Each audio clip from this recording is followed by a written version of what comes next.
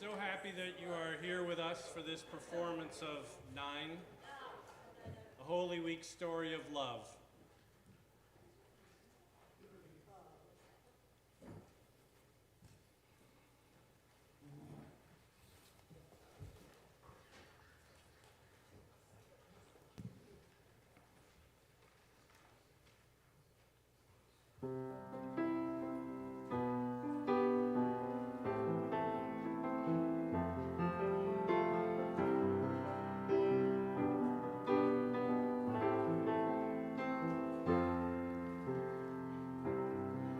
Why have you come to earth?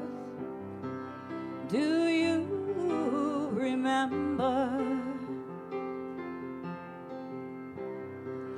Why have you taken birth?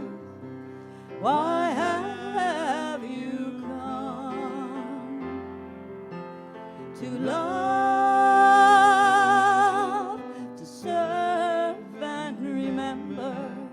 To love, to serve and remember.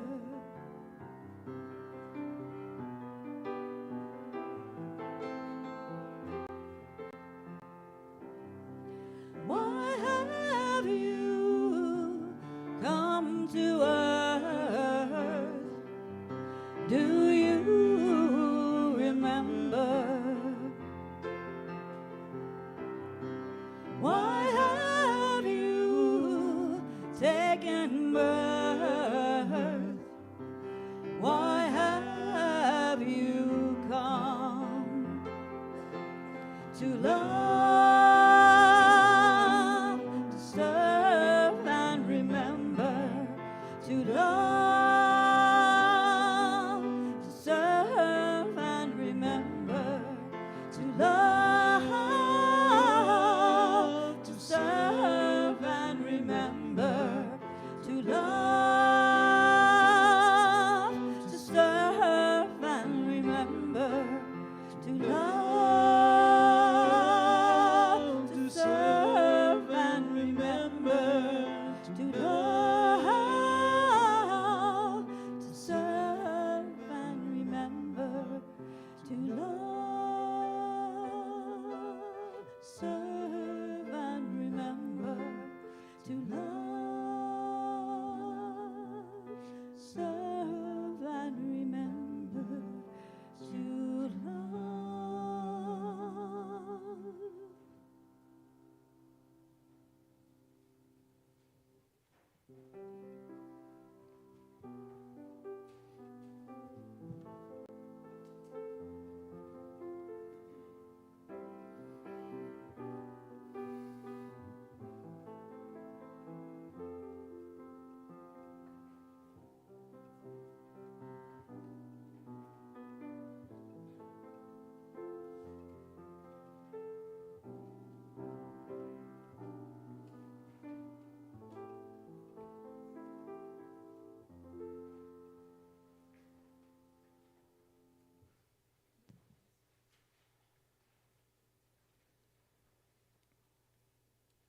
Everyone was gathered now, here in this sacred place, away from all those who'd surrounded us.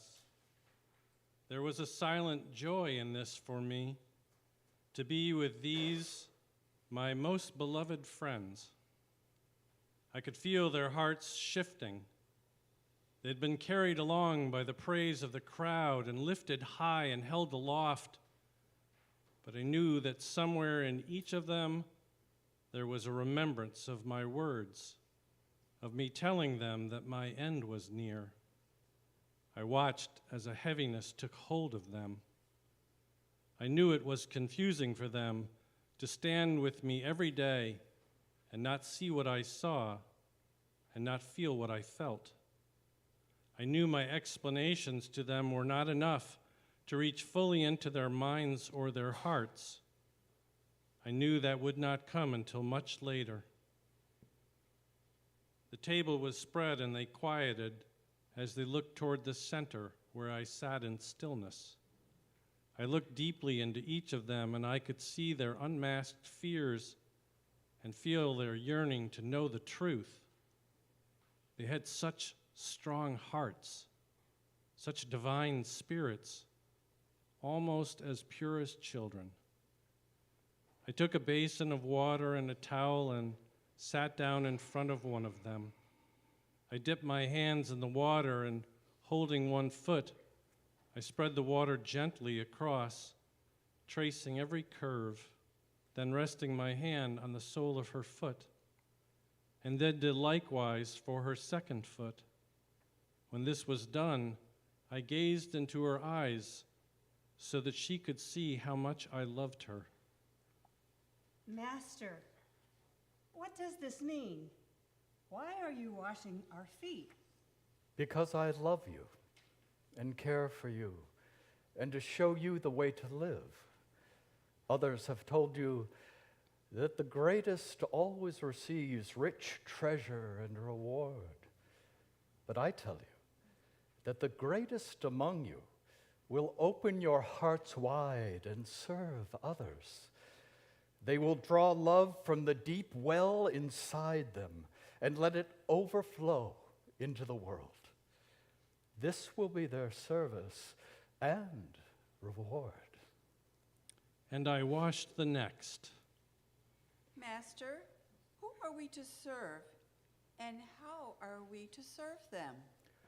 Right now, I wash your feet, the outermost part of you, so that your feet will be clean upon the road. But as we have walked together, I have washed your hearts, so that when you speak, others will hear clean words and know the truth. All those who hear you, who see you, who yearn to know the way, they are those who you will serve. Master, should I not have all of me washed, not just my feet? What I do by washing your feet cleans your whole body and makes you pure, because it is I who does it. I am the one who makes your way clear and true. When I had washed the feet of all who had gathered in the room, I took a loaf of bread and broke it, and took a cup and poured it full, and set them both on the table, and we fell into quietness.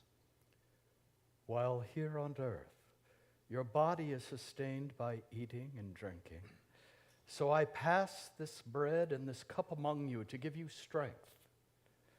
Every time you eat and drink, remember me and serve the world.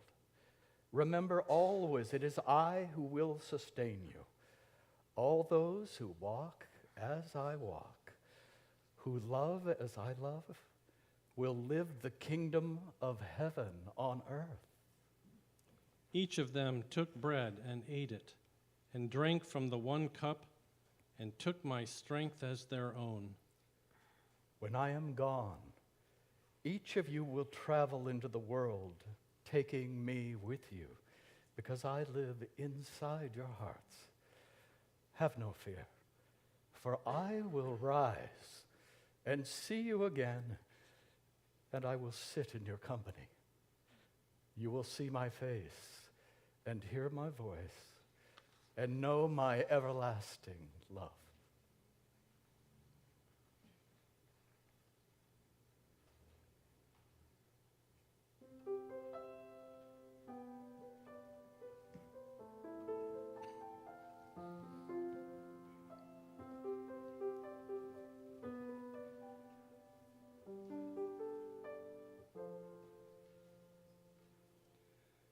The night air is cool on our skin, and the moisture chills the earth. I am with others tonight. They believe they will watch with me, keep me company, offer support. Their desire is strong, but their bodies and spirits are weak. They fade, falling into a depth of sleep impossible to resist. My father and I watch them pass into the night. I ask them to wake and stay with me, knowing they cannot. They will remember this and again misunderstand. I did not wake them so that they would later be filled with regret. I woke them to see their eyes, to feel their love for me, to take strength from them, for what I must do is hard.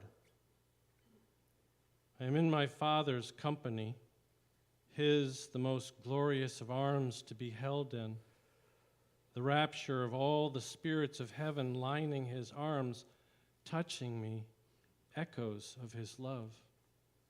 I know his nearness, but I know too our distance tonight. There is space between us because of what I choose to do, because of the walk I need to take, the hearts I need to change. There is unbearable pain in this moment, this separation. I always knew this moment would come. I understand the grace I need to survive. I have always known. It was always to be my choice to come here, to be among those I love, to teach, to connect, to sacrifice, to fulfill dreams, to feel the full extension of distance from my Father so that I could reach the farthest person from him, to take their hand and lead them back. This is where I am tonight. This is what causes me this unimaginable suffering. I know that I'm not required to do this, and there is no judgment against me if I fail. But my love is so strong within, I must try. Each person is dear to me, worthy of my love and sacrifice. I would come 100 times, 1,000 times to reach my sheep and bring them home. I sit here weak and broken of spirit, knowing what lies ahead. I wish this could be taken from me. I beg it to be taken from me and passed to another, to have to see the anguish on their faces as they watch, helpless. I will feel all of their pain in the days to come. Can this truly be endured? I cry out to my Father. Please do not make me do this. How can you want me to suffer this way? To see their eyes tear and their hearts break. They will think there are no tomorrows left worth living. No love left worth holding. If I cry a river of tears, will you let this pass from me? I am sorry, Father. I am so weak tonight. I do not know where all my strength has gone. It's faded from me, out of every pore of my body and fallen onto the earth. What strength will support me for this, my last journey? I love you, Father. I turn and you are there. I lift my head and see your face, hear your voice. Your words are sweet harmony to my ears. I feel you move inside of me, connecting every living part of me to each other, to everything outside of me. My strength returns. I yield to you and the power of your love for me. I allow it to take hold. I release everything in me to you until my surrender is complete. We are as one, and I rest in your embrace. Thank you, Father, for sitting with me tonight, for being with me tomorrow and the next day and the next, until I see you once again. There is such joy in you, such redemption from hardship, such compassion for your children. Thank you, Father, for accepting me, for loving me, for closing the gap between us till none exists, till we are the same. I am ready now to do what will be done. Let it be as we have seen. Amen.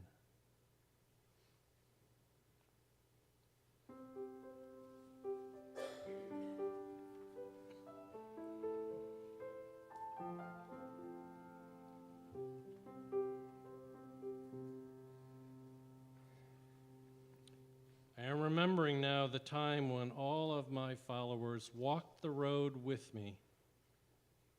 And there came a point where I separated myself and called Judas to me. Come, let us travel this path together.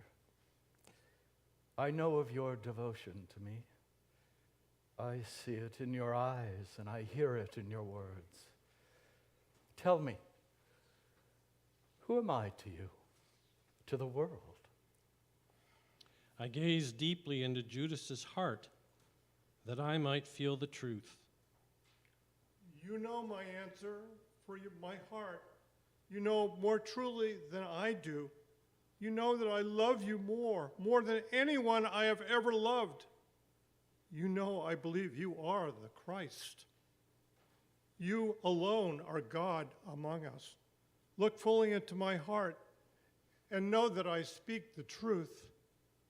And I did see, and did feel, and did know it was the truth. Judas, I have much to ask of you, if you are willing. You have only to say, Master, and it will be done. Careful, my brother. Careful what you promise. Before you hear my words, let me tell you what needs to be done, that you may truly answer me. Judas was silent, awaiting my mission, but his heart was stirring, for he knew already in a deep part of his spirit what he would be asked to do.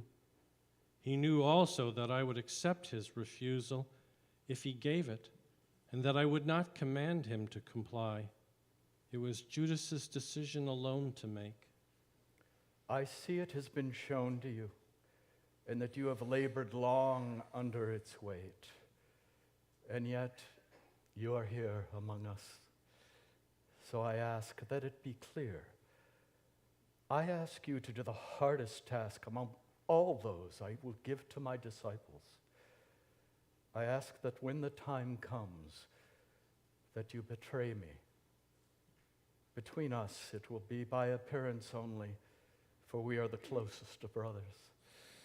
I know you possess the greatest strength, and only you can do this. It will appear to all others now and forevermore that you found cause to truly betray me.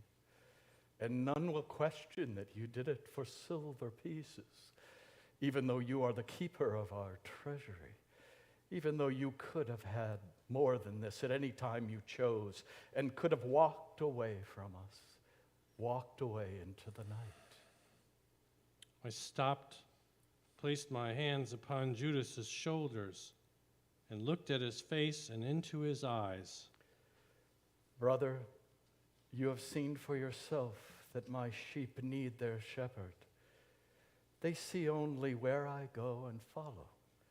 They hear my words and yet do not understand them. They see with their eyes and yet do not believe. They walk with me each day and yet hear so few words I speak.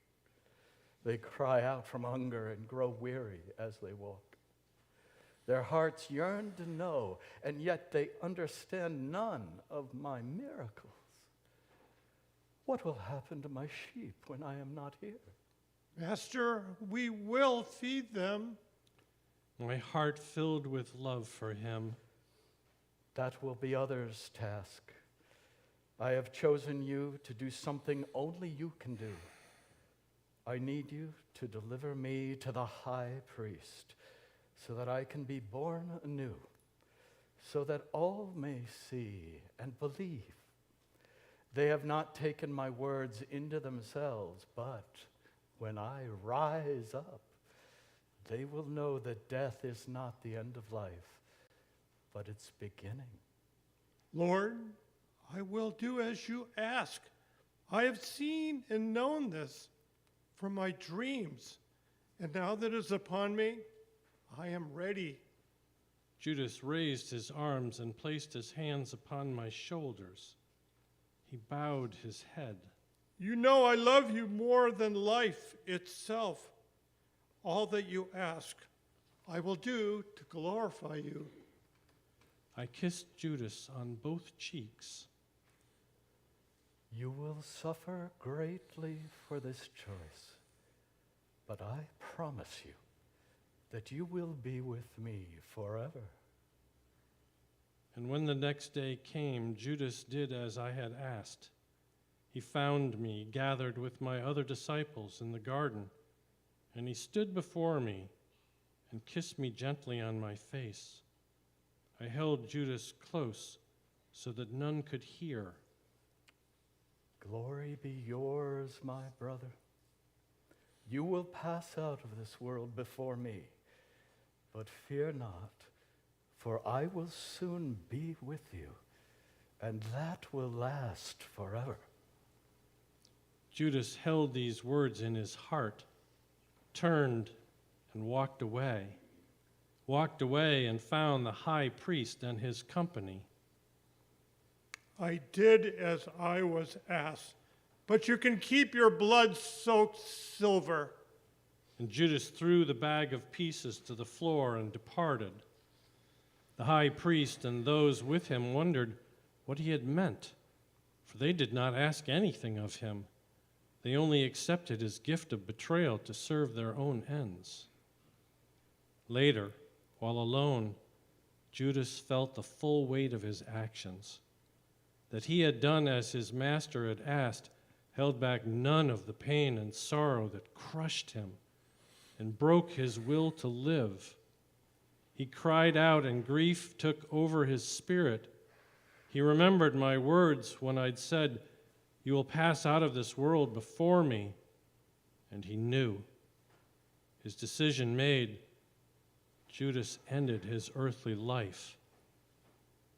And whether it was minutes or days, Judas' spirit awoke to newness. My glorious, shining face gazed upon him. Come, my brother, see what glory truly looks like. Come, share the resurrection with me, now and forever.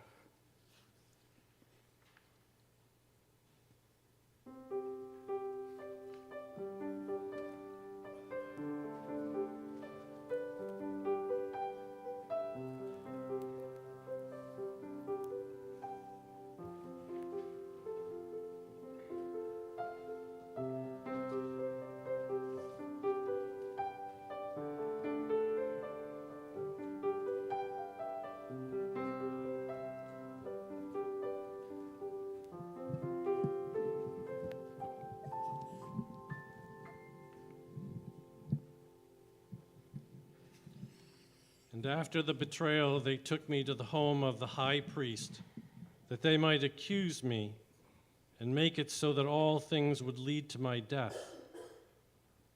Fear was everywhere present, and all who had followed me blew away into the wind, all but one, for his path required something further.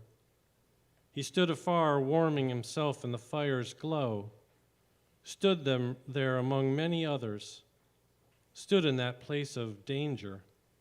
I could see him and feel his troubled heart, for he had sworn an oath, sworn that he would never leave me, not even if it meant his own death. He'd sworn this to me just as all the others had done who were now gone. As the blazes grew higher, faces could be seen, and one who was there called out to him, You are one of his, are you not? You don't know what you're saying. I am not with him. It is you. We have seen you with him and with his other followers. Tormented, Peter pulled back from the fire. No, you are wrong. I do not know this man. Surely we know the truth. You speak like him, and we have seen you preaching as he does. Why do you deny it? Peter backed away still further, trying to hide in the shadows. Peter wondered, how could this be happening? How could his master have been taken? He who God called his own son, the beloved. If he is not safe, then what of me? What am I to do, and where am I to go? I'm lost without him, so very lost. I am not with him. I don't know him. As Peter was speaking, in the distance, there was the sound of a rooster crowing. Peter's heart burned and his spirit caught fire, and agony overcame him. He wept as he remembered my words that he would deny me 3 times before the cock crowed. As with all things I had said, it came true, bitter, beyond any taste, this very truth. Peter departed from the crowd, and in his confusion, he ran toward the house of the high priest. He saw the gathering, and he saw me. He saw the tears gently running down my face, and knew they were shed for him with love and compassion, shed for him because I loved him still. And in that moment, Peter understood. He understood it all, understood my message to the world that I always love with my whole heart. And Peter knew that he was loved beyond any failure, beyond any denial. He knew that this was the message I had come to share, that everyone was precious to me, and that my love had no end. This feeling Peter would remember always.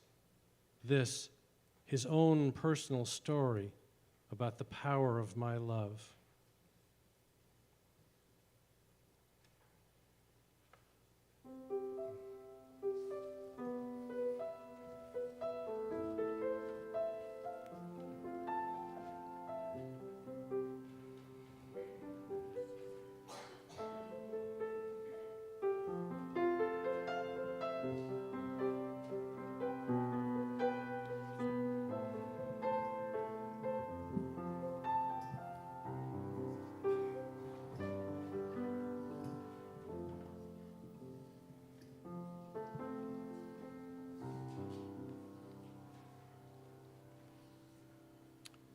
I was marched from the garden and taken to the house of the high priest and made to wait.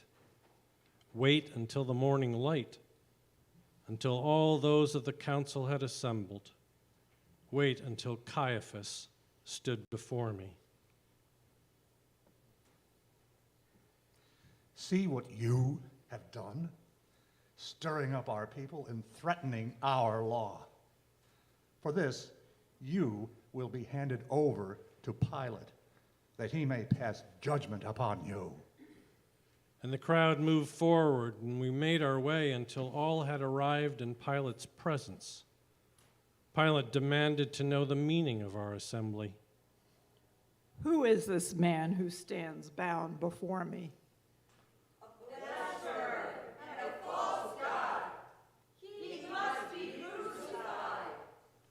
Pilate appeared unmoved and gazed at me, judging me by my appearance, by my clothes, and by my countenance. What have you done that they deliver you to me? I saw his disquieted heart and knew him, knew he was like an animal caught in the jaws of a trap where no escape was possible. I said not one word in response. Speak or speak not, it is the same to me. But tell me, are you the king of the Jews? I looked out toward the crowd and turned to Pilate. Is it you who wants to know, or are you asking because of them? I want to know the truth, that my sentence upon you may be just. I tell you that this is the truth. that I was born so that all would know the path to heaven. I am the way and the light. Those who live as I live will find what I find, and living glory will be theirs. Pilate appeared profoundly silenced and cast about within himself to know what he should do next.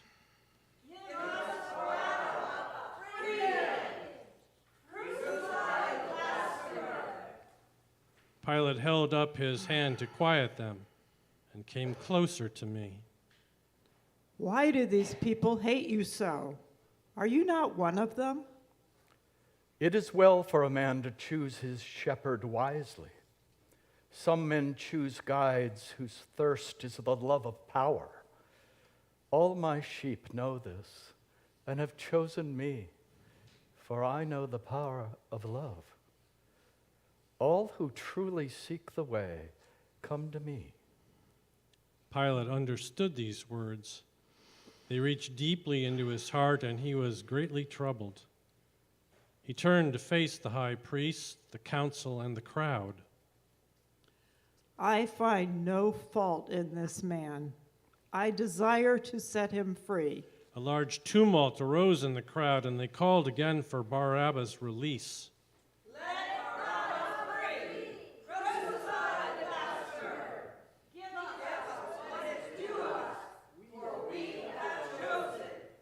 Although powerful, Pilate felt he must concede to them, as was the custom, and set free the one they had chosen.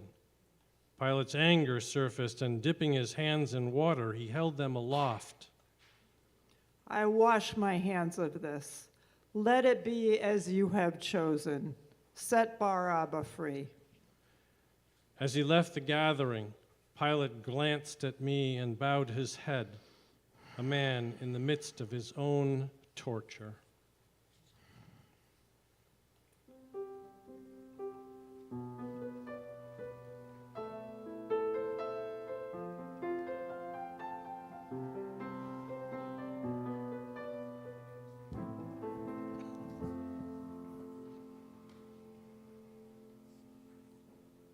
And I was given over to the pain of men, to men whose hearts had long ago left them, leaving them free to release all of their harshness upon me without limit. And yet, in their desire to exalt over me, they suffered as I did, with every lash and cruel word, as they brought more pain into their lives and mine. When they had exhausted all of their strength, they dropped their whips and let me lay upon the coolness of the earth. I could feel the emptiness of their spirits, and I wept tears for them, for their lost lives. One, a man named Aaron, came over to me, grabbed my hair and pulled it back so that my face tilted up toward his. I knew he meant to mock me further, and when our eyes met, he found he could not move or speak. In that single loving moment, his heart came alive, came back fully to him. The light that had left him was born anew and was fanned into full flame, and he fell down beside me and wept until he was as dry as the desert. He gazed at me beseechingly. I am so sorry, Master. So very sorry. I know I deserve nothing good, for I am most wicked. But please, please, forgive me. I placed my hand over his heart and looked into his eyes, holding his gaze. My child, you are forgiven. Go in peace and show love to the world. Show them the love I have shown you. He bowed at my feet, continuing to cry. Thank you, my Lord. This I will do all the days of my life. and another appeared beside me, and with great effort he lifted the cross I was to carry. I turned to him, and it was one I knew so well, a long ago brother to me, and the three of us moved forth, followed by those in command. As we walked, great crowds lined the road, and many were crying out in grief and pain, their hearts broken and their dreams shattered. Their tears reached inside of me, more painful than any lash could ever be. I knew all their faces, knew all their hearts, and I cried tears for them, for what they feared was lost, for their sense of despair, for their certain torment. And as I knew I would, I saw all who were most dear to me, their sorrow, the unyielding agony. I wanted to reach out to them, to hold them, to love them, but could not, nor could they reach out and touch me. They could only follow, tortured by the truth of my placement upon the cross.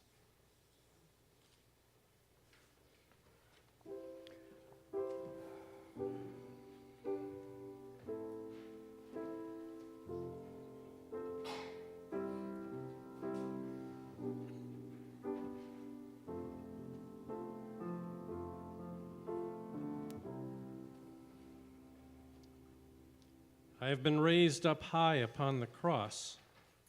There are two others with me, one to my right and one to my left. We have been spiked to hold our weight, and the physical pain is immense. And yet there are those who continue to mock me, some who are passing by and some who are here to see their deed is complete. They are here to finish releasing me from this world in hopes of feeling safe within their temple. But I know, as do they will never feel safe again. There is one in the crowd who has had a wooden plaque made for me. He's had it nailed to my cross and will not let it be removed. It says, "Here is the King of the Jews." Those of the temple want it taken down and changed to, "He said he was the King of the Jews," but this man refuses, and his word is law, so it remains. I see many I dearly love among the crowd. I feel their suffering, their desperation, and their hollowness. I can do little for them now to salve their wounds. They see only this one moment in time and believe it will last forever. Even the most aware among them cannot see beyond this, cannot see beyond to love's triumph. Remember what I have told you, that all who live on this earth miss the mark. All who live here know fear, and they lose sight of love. So forgive, as I forgive. For even as I am on this cross, I forgive the shortness of love in those who have placed me here. They truly do not know what they have done. And I tell you, there is a place for even such as these in my Father's house. For even these I came to love. I ask you now to do as I am doing, to love all. I ask you to even love those who appear unlovable. This is what I came to show you. Can you not save yourself if you are truly the Son of God? How can it be that you are here? How could you have come to this? Surely you are not who you say you are. Did you not listen to what he just said? Did you not hear his words of love and feel his compassion? He loves even those who put him on the cross. What more do you need in order to believe? Master, I beseech you, I know I deserve to be here for all that I have done, but please take me with you wherever you are going, that I might live as you live, and that I might see the face of God. It will be as you have asked. For all that truly want my love will receive it. And soon after this, a terrible darkness fell upon the earth. It is finished. And I breathed my last breath upon the cross.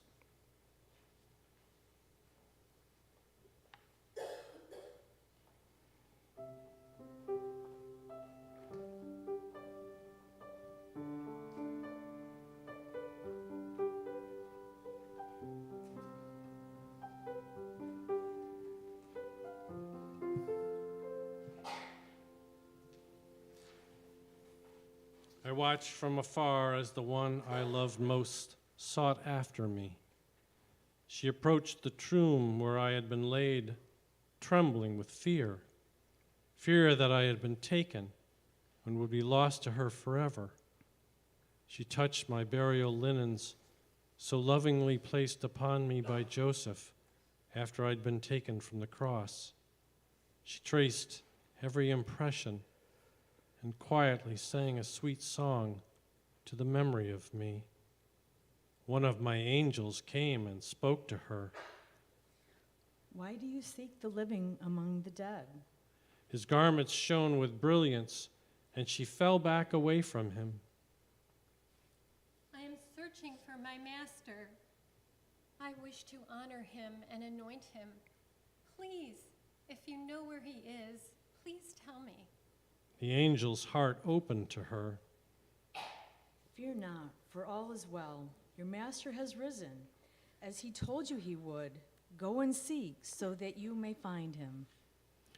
She left, her heart quickening and her love revived, and she came and found me, and we held each other's gaze. Oh, beloved, I was so afraid. I remembered your words to us and still did not believe you would return. Please forgive my faithlessness. You know my love for you and my great joy at seeing you. You, the most precious gift to us all. Mary, there is no need for forgiveness. You have wronged no one, least of all me. Come to me, heart of my heart. When she came and we embraced, as we parted, I gently held her face in my hands and looked into her eyes and placed the wholeness of my love deeply into her heart. And because it was her greatest desire, she came fully awake. My beloved, it is yours now to teach as I have taught, to sow ripe seeds among the many, to guide the sheep and the shepherds. To you I have given the keys of the kingdom, that all might inherit everlasting life. Know that my love for you is eternal. Remember me in each moment and in each breath. She gazed at me, and tears fell from her eyes and down her cheeks. I will do as you ask. I will be mother to all and servant wherever I stand. I will feel you in each moment and in each breath. You, my master and my beloved. Go now and tell the others. Tell them I will meet them on the road. Remind them of my words and my promises and my love for them. She leaned back into me. It will be done as you ask. I will tell them, and their hearts will rejoice. Then Mary and the others with her departed, running, that they might bring my good news to all who loved me.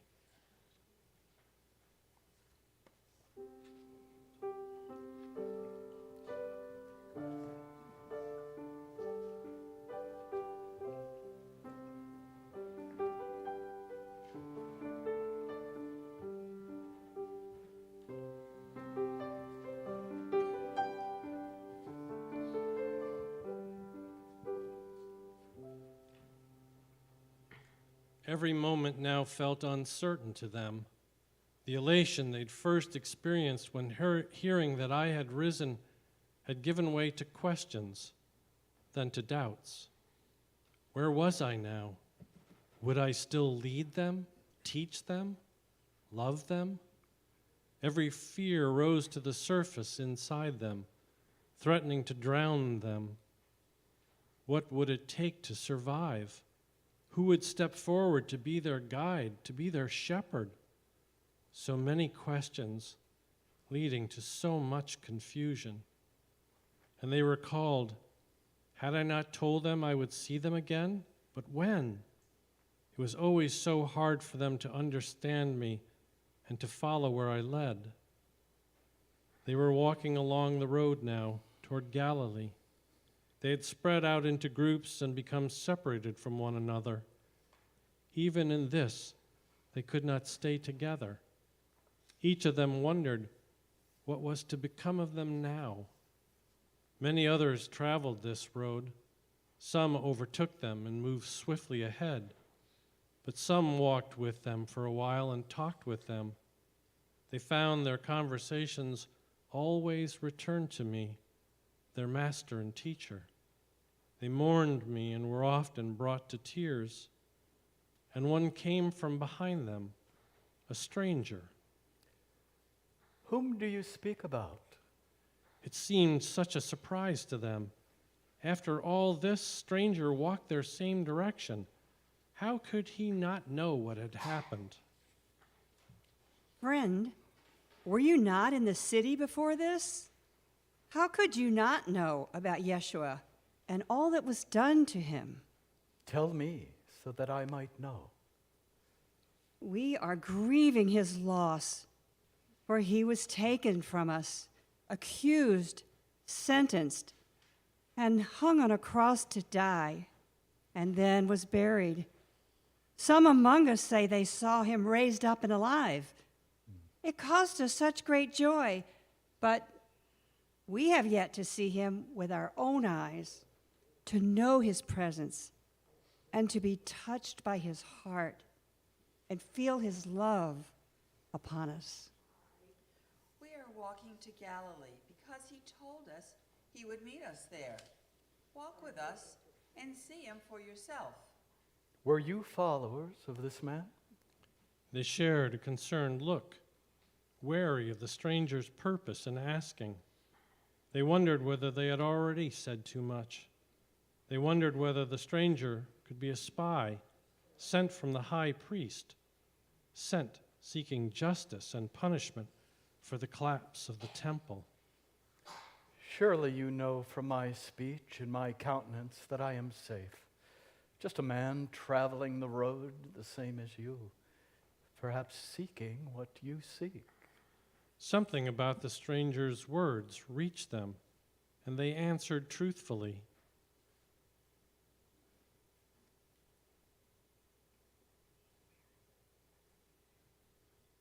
They glanced at each other and shook his hands. He also taught us about faith in things unseen. I believe he will be where he told us, as he would be.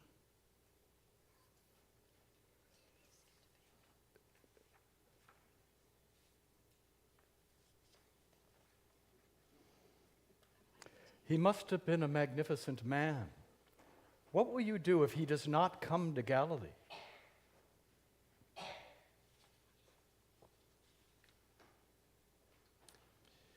They glanced at each other and shook their heads.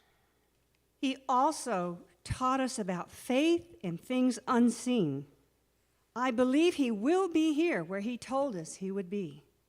The stranger, who was I, took heart at this. a most beautiful faith offered to me. I unveil their eyes so they might see and know my promises are always kept. They fell as one to the earth, rejoicing. Oh, beloved Master, we see you now as we did before. What joy you bring us. Thank you for coming to be with us yet again. And the others who were walking ahead of us on the road saw that those with me had fallen to the ground. They came running to me, and their eyes were opened, and I was revealed to their hearts, and they were set free. There was great joy, and all were fed from the fountain of my love. I will be with you always, even unto the ends of the earth, and you will live forever in my kingdom.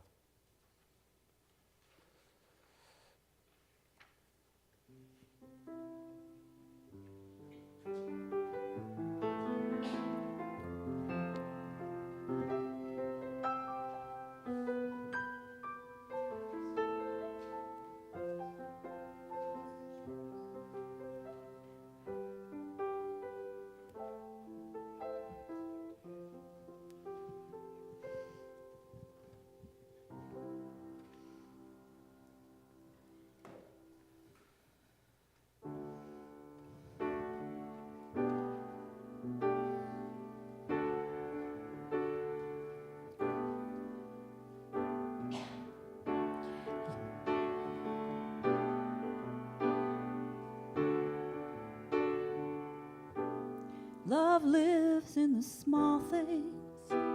Love's magnificence speaks softly and boldly always. Love's in the big things. Love quietly whispers that we're always and ever okay. We need some forgiveness. Oh, beautiful forgiveness for ourselves and others always. We need some forgiveness. Oh, beautiful forgiveness for ourselves and others always. You're in the arms of God, beloved far and near. You're in the arms of God. There is peace, love, and comfort here. You're in the arms of God, beloved far and near. You're in the arms of God. There is peace, love, and comfort here.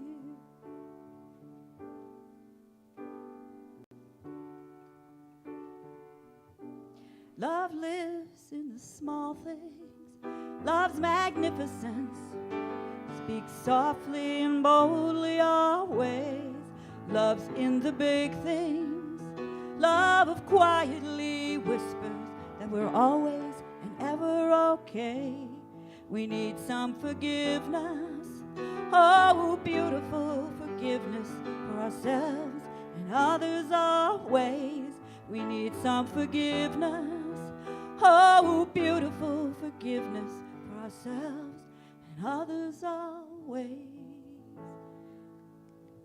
You're in the arms of God, beloved far and near. You're in the arms of God. There is peace, love, and comfort here. You're in the arms of God, beloved far and near. You're in the arms of God. There is peace, love, and comfort here.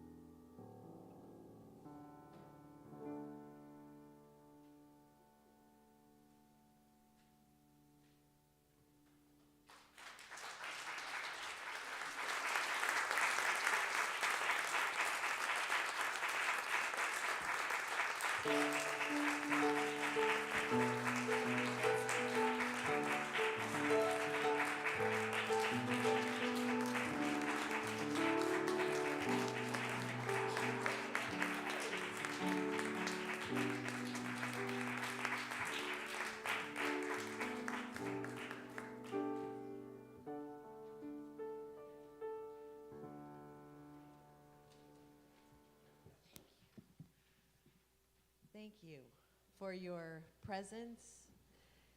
And you're welcome to stay here in the quiet if that is what your heart needs. You're also welcome to come downstairs. There are some refreshments, and you can talk to those of us who had the gift of sharing this with you tonight.